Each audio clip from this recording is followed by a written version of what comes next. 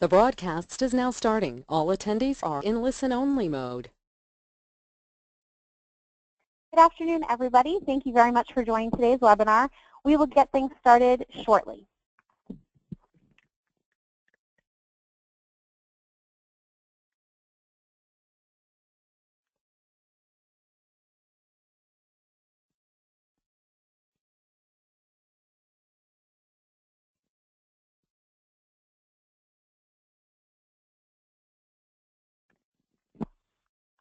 Okay, thank you all again for joining. And we wanted to get things kicked off for today's webinar, which is entitled How Video Innovation Impacts Retailers Beyond Loss Prevention. This webinar is sponsored by Hikvision, and I'm Shannon Murphy, ESA's Vice President of Sales and Marketing, and I'll be helping to facilitate the webinar today. First, I'd like to cover just a couple housekeeping notes before we get started. All callers will be muted for the duration of the call. Please be sure to use your question or chat log to submit questions, and all of your questions will be addressed at the end of the webinar. Additionally, a recording of the webinar will be available in our resource library on esaweb.org. Now I'd like to introduce Dwayne G. with Hikvision. Dwayne's career in the security industry began in the U.S. Marine Corps, where he installed and configured information systems and networks. As a civilian, he made his first foray into video surveillance as a sales engineer for American Dynamics and Tyco. There, he designed IP video surveillance networks, optimized storage solutions, and developed transition strategies for customers migrating from analog to IP. He has spearheaded NVR system integration projects in major airports across the country, and he has provided IT services for the federal government. Now a sales engineer for Hikvision USA, Dwayne serves as a technical advisor and trainer to customers in the field, as well as specializing in network support. His skill as an educator has been showcased at industry events where he has lectured on cybersecurity, best practices, and on video surveillance for the education market. Dwayne, I'll now turn it over to you to take us through the presentation. Thank you, Shannon. Hello, everyone. And we'll just jump right into the presentation. A little bit about Hikvision. We were established in 2001 with a 29-person startup, we have 7,100 R&D engineers. I came on board about 3.5 years ago, and we were only at 2,200 R&D engineers at the time. We're now at over 200 technology partners, as well as over 200 people here in North America, and hope to exceed 350 by the end of 2016. We're also very Omnibus compliant, and we have products used in over 100 different companies, or countries, excuse me. Video surveillance in retail. Traditionally, all this has been associated with loss prevention, being the security personnel's, the eye in the sky, the big brother. Also, develop some video technology, improve the surveillance, and provide additional value for your retail environment. Develop this in these video technologies. Primarily, we're seeing a lot of growth and transitioning of analog systems over to IP systems. Once it goes into an IP system, now we got networks of cameras that can connect by computers and become part of that retailer's IT infrastructure. Transitioning from analog to IP, using different types of systems, we have hybrid systems that support those standard analog cameras, and also at the same time support IP cameras. So it can transition and grow as your environment grows, as you slowly replace your analog cameras with an IP camera without having to change out that head unit. In fact, there's a lot of old, outdated analog technology out there in the field, so you can still use your existing coax that was run with these newer systems, these hybrid systems, of being able to switch over to an IP-based cameras. Now, these HD cameras, now they're getting so cost-effective, they're getting very close to the analog cameras pricings. Very competitive nowadays.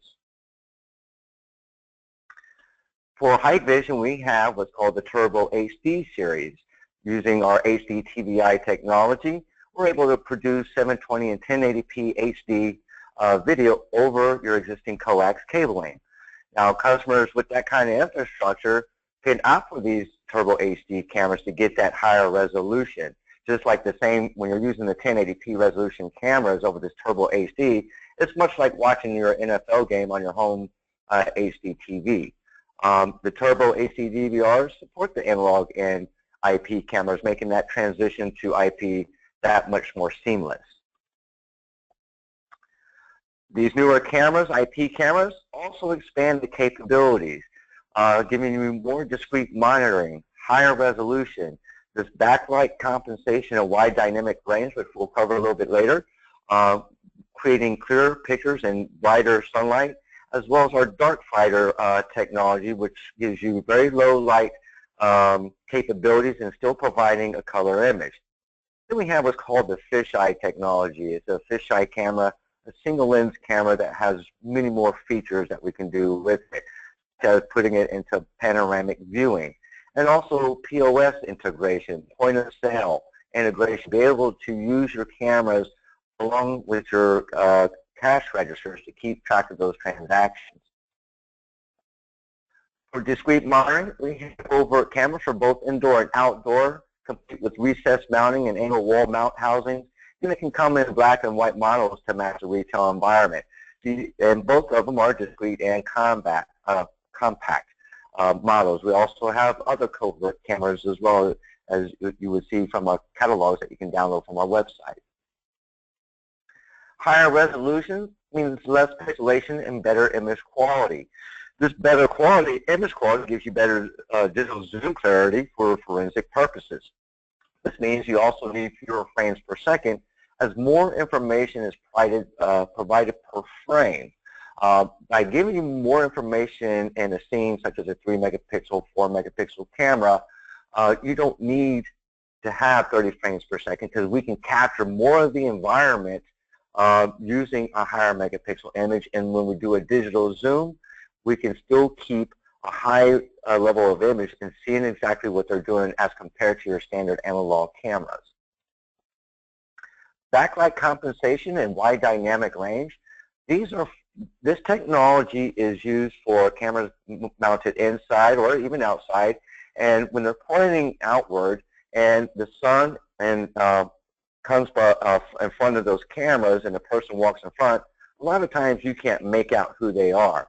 Well, by using backlight compensation and wide dynamic range, we can clear up that image so we can actually see that person even though there's lighting behind the person. This becomes part of our technology. This is using true 140 dB on wide dynamic range. This is a higher chipset, and it's one of the highest rating dBs in the industry. And we can, as you can see from the images, we can now see the person a little bit better, and we can actually see inside even though the sun is behind that person. Dark fighter technology. This is giving you very low lux images, color images, and very low lighting. This is at a particular school. They're using our dark fighter cameras for after hours to get color images in their parking lots in the evenings. This is the fisheye camera.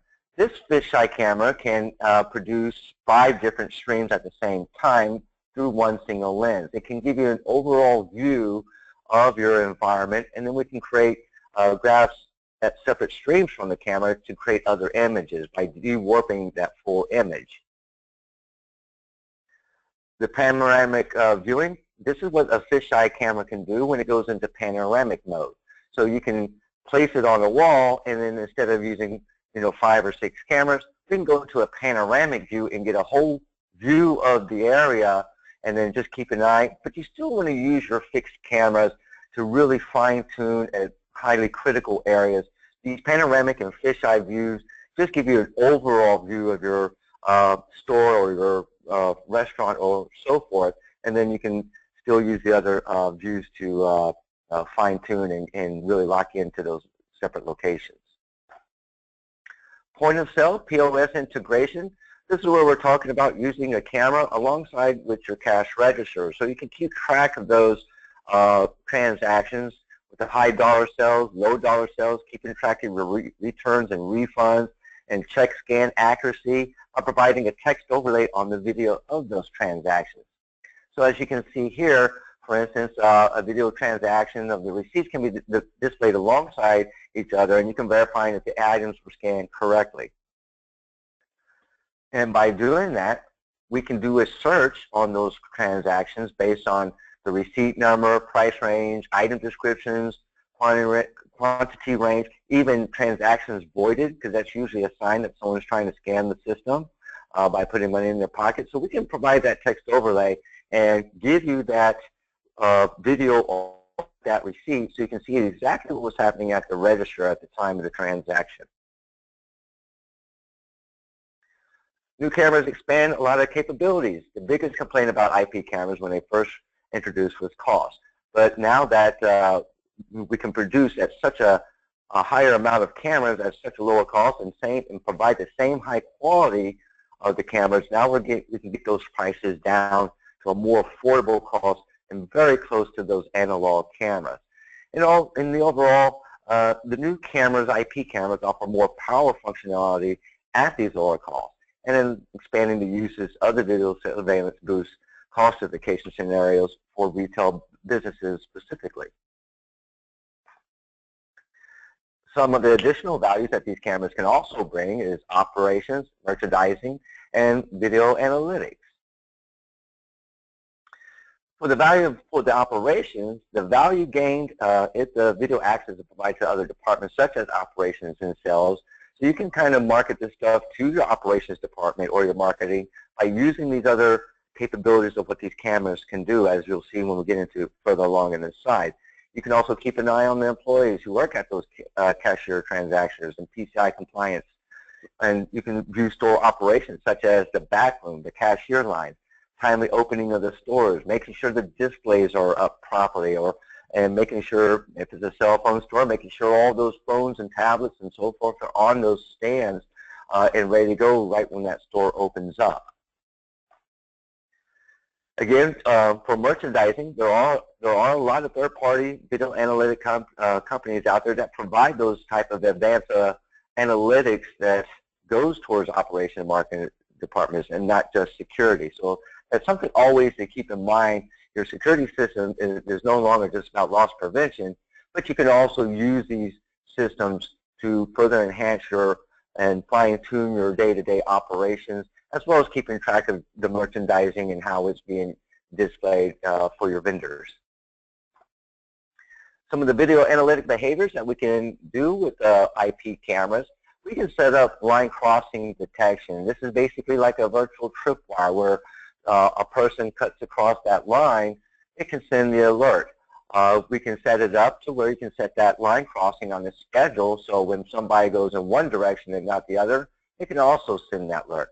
We also have object counting, keeping track of items on your conveyor belt or people coming in and out of your store. We can grabbing those reports off of that. We also have unattended baggage, which in critical areas of, say, like a shopping mall or so forth, maybe there's a critical area that you wanted to send an alert if someone leaves a bag behind. We also have intrusion detection. Think about those dumpsters in the back of the stores. You know, you've got people always rummaging through those. Well, you could draw a box around that dumpster and have it send the alert. We also have region entrance and region exiting rules. This allows the rule to be region entrance to be turned on at, say, 8 o'clock at night, but region exiting may be turned on at 5 p.m. So we may not necessarily catch a person going into the entrance, but we can get them on the way out. We have also object removal detection. This is if you have a very high value piece of merchandise that you want to highlight, you can highlight that and have it send the alert if something gets removed. How video analytics works, it uses a mathematical model to recognize the background of a scene, kind of memorizing that scene. And once it establishes that background, it can send an alert when it recognizes the pixel differences of objects that are either on top of or in front of the object. When a foreground object is detected, the system begins to identify these features, size, color, and movement, and we can use different algorithms to adjust for when to set off that alert. And these characteristics can also be used to track objects and recognize abnormalities to notify the security personnel, making it that much easier to manage a large deployment of cameras, because If you have over 100 cameras, it's very hard for a guard or even a franchise owner to keep track of all of them. So you can use these video analytics to only send alerts on specific items that need to be, or email notifications. As discussed earlier, these video analytics can monitor the foot traffic with people counting technology, and it can help retailers understand that customer behavior also with the heat mapping analysis. Object and people counting, as we said before, you can set up your whatever's the entrance and whatever's the exit.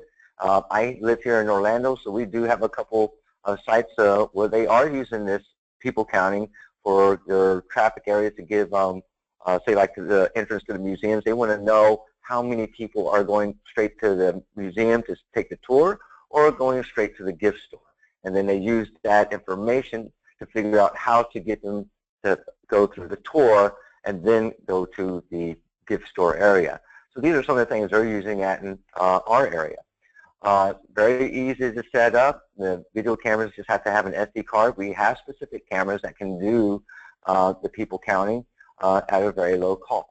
And it's a very neat feature to have in today's cameras. Again, this is another example of the people counting screen. So you can see the people entering, leaving, 110 people entering and leaving 140. Also, this is what it looks like when you can extract that data. We can extract that data and put it into a bar graph or a line graph, and we can bring it out to an Excel spreadsheet so you can run your daily and weekly and peak interval reports or monthly report if needed. This particular screen capture is using our free video analytics software to pull that information remotely. This is also another screen from the MVR itself. So if you want a quick look and you're on site, you can just look at the monitor directly connected and you can get an idea of what that traffic for your store is looking like or whatever you have it set up to do or to monitor.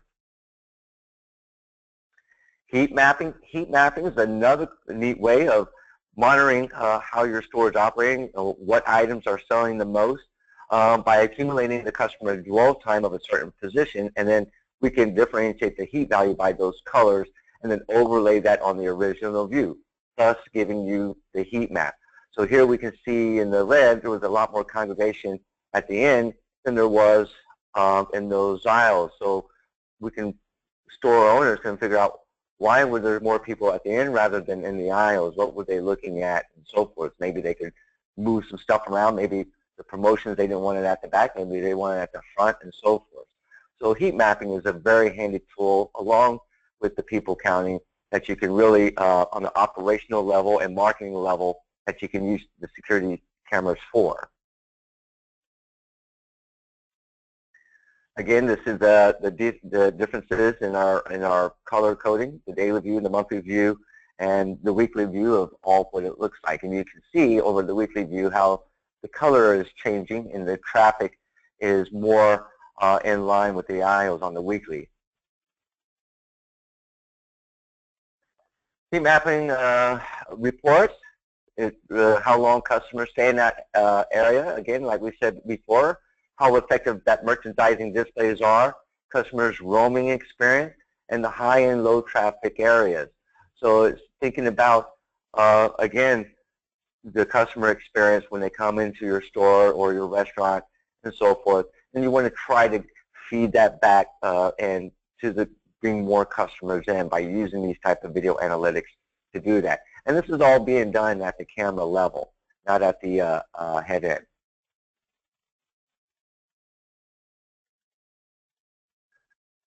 This is our fisheye camera that we just discussed earlier. It has an SD card capability, so it can record that information to the SD card.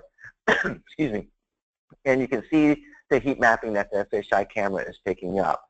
So it's over this short period of time.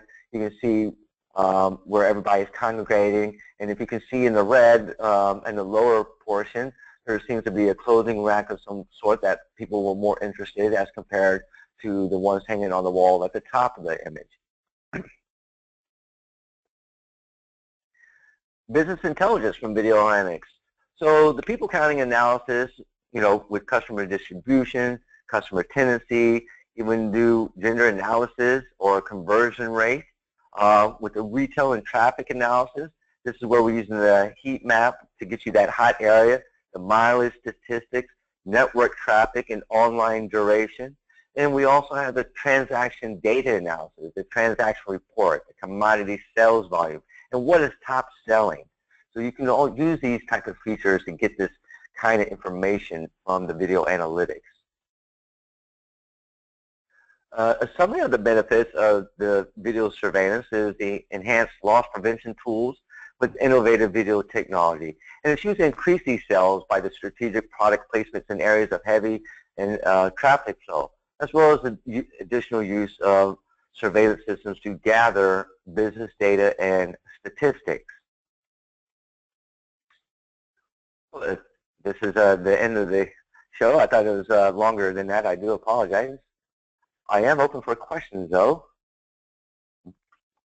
Thanks, Dwayne. So everybody, we hope you found this information to be very informative.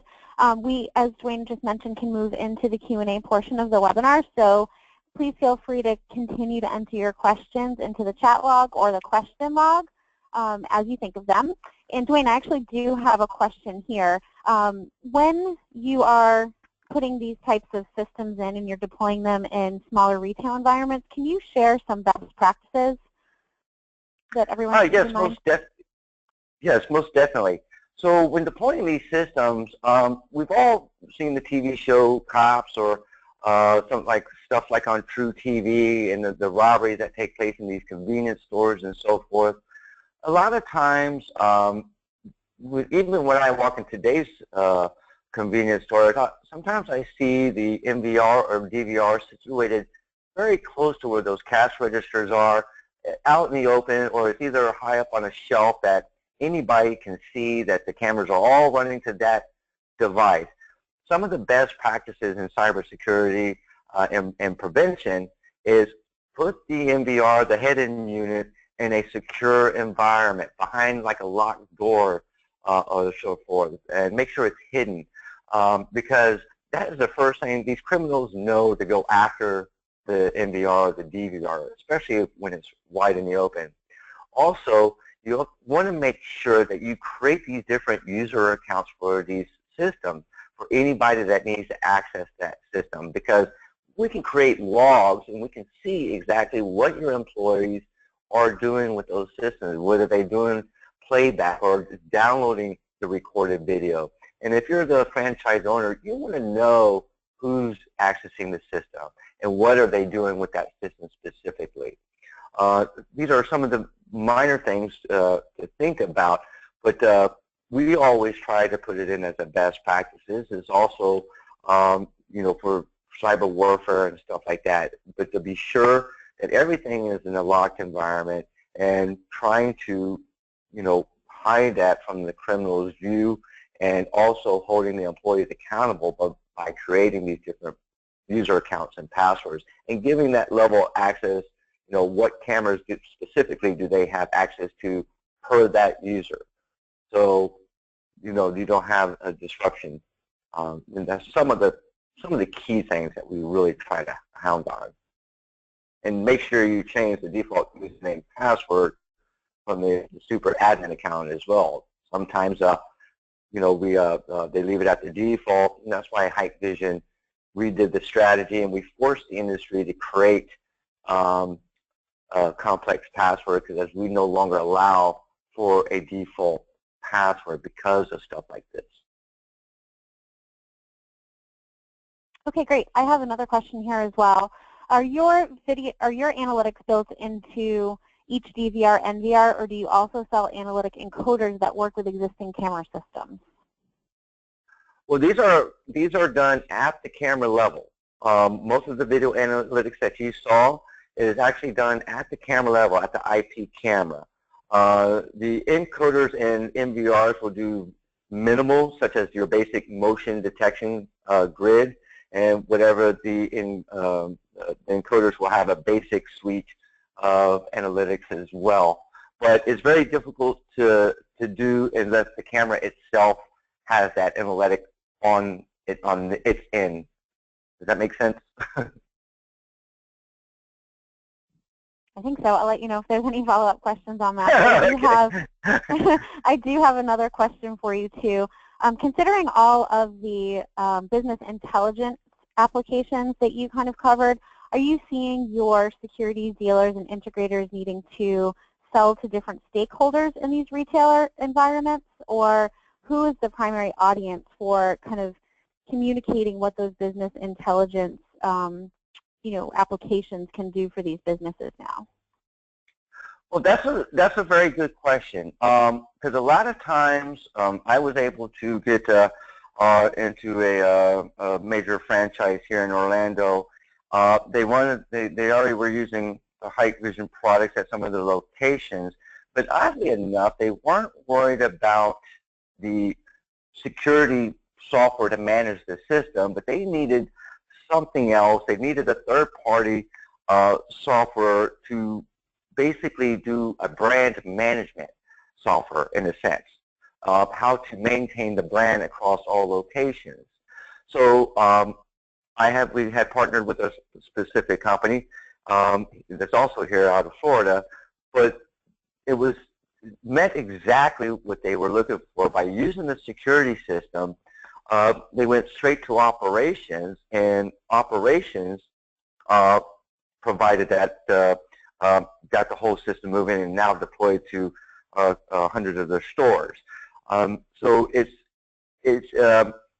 sometimes you just have to ask, what is their, if they're running 5 stores or more, you have to ask, are you very loss preventive minded, or do you want to keep track of how many people are coming in? Are you more concerned about the brand when people come in and never come back? So that's what we're seeing where operations and marketing gets involved, is because they're using the system is how to keep people coming back to the same store. Because there's nothing worse than going to one store and it's nice, and you go to the same store at a different location and you have a very bad experience. And that's where these third-party video analytic companies come in to help on the brand management side of that, using the video surveillance cameras. Okay, got it. There's another question here. For the best store surveillance, what would be the best megapixel? Do these cameras come in various MP? Yeah, so we have a whole line of products. We have everything from 1.3 megapixel, 3 megapixel, 4, 6, 12 megapixel, and 4K cameras, and all sorts of different sizes. Everything from mini domes to covert cameras to your bullet cameras, and we're producing about 170,000 cameras a day right now. And we have everything from a value series to a value plus, and our full suite of enterprise level smart series cameras that has all those advanced video analytics. Usually the default megapixel that I've been seeing in the stores are 3 or 4 megapixel mini domes, and they put them in, and that's usually the ones I see the most of. They're our hottest sellers. And every now and then, depending on how low the camera is and how discreet they want it to look, we have those very compact 3 megapixel cameras and 4 megapixel cameras, so it's not as noticeable, especially when you have it in different colors. So that seems to be the hottest sellers, are these mini domes, though. Okay, great. And another question is, what is the best method to mount your fisheye pendant or wall mount?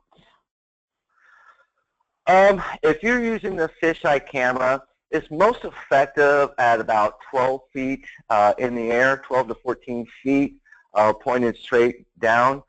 We can pull up to 5 streams depending on what mode that camera is in. But I've also seen it where we have outdoor rated models of that camera, and they will get mounted on the wall, say like outside the shopping center, overlooking the whole parking lot. But it's also complemented by the fixed cameras like on the corners and so forth, in case they need to do a digital or need a higher megapixel image camera to really zoom in on the targets or suspects as needed. Because the fisheye, it has a very, very a wide-angle focal length or focal lens. And so when you try to do a digital zoom, it's not as clean as if you had a fixed or a camera that has a varifocal lens that is a true 3 megapixel and a 4 megapixel image that can go to 4 millimeter lens length and 12 millimeter lens length, so you can really focus in on those targets. Thanks, Dwayne. I did get a question as well. Somebody was asking, they joined the webinar a little bit late, and they were wondering if they can download the presentation, and you absolutely can. It will be posted on our resource library on esaweb.org, and that'll happen within the next day or so. So if you check back at esaweb.org in our resource library, you'll absolutely be able to access it in the webinars section. And Dwayne, I do have another question. Cybersecurity is obviously a hot topic these days in our industry. So can you let us know what steps Hikvision takes to ensure your products are safe? Sure. So what we've done is we actually have 2 U.S. companies that do penetration testing on both our hardware and our firmware to check for any cyber vulnerabilities. And they release the reports, should they find any, they release the reports to us so that our teams, our R&D teams can release a patch and resolve it as quickly as possible. And they do a risk assessment and at how vulnerable and how accessible is it. That's been very good, and this is another reason why we created that secure password activation process with our products, removing the default username password for the @superadmin account. So these are some of the steps that we've already taken, and we also have a whole security assessment teams that we report to if we need anything strictly, and getting these type of security certifications. We also had the U.S. Army certify our product through the DoD, and we were able to install on military bases because we met their network requirements. So we're very, very big on cybersecurity. If you go to our website, we even have a reporting page and also our best practices as well for deploying these systems onto a network. Perfect. At this minute, I don't have any more questions. Dwayne, was there anything else that you wanted to address before we wrap things up? Well, feel free to go to our website and download our latest catalog, or hopefully if you're in the Southeast region, you'll make it to the ASIS Security Expo here in Orlando, taking place on September 12th to the 14th, and hope to see you all there. And attend our cybersecurity best practices presentation that I'll be giving at ASIS. And that's all. Thank you very much. Awesome. So, Dwayne, thank you very much for all the information you shared with us today. And I also wanted to mention a special thank you to Hikvision for sponsoring today's webinar. Finally, I'd like to remind everybody, as I just mentioned, that there will be a recording in our resource library on esaweb.org. And thank you very much for your participation. We appreciate your time and hope you found the content useful. Enjoy the rest of your day, everyone.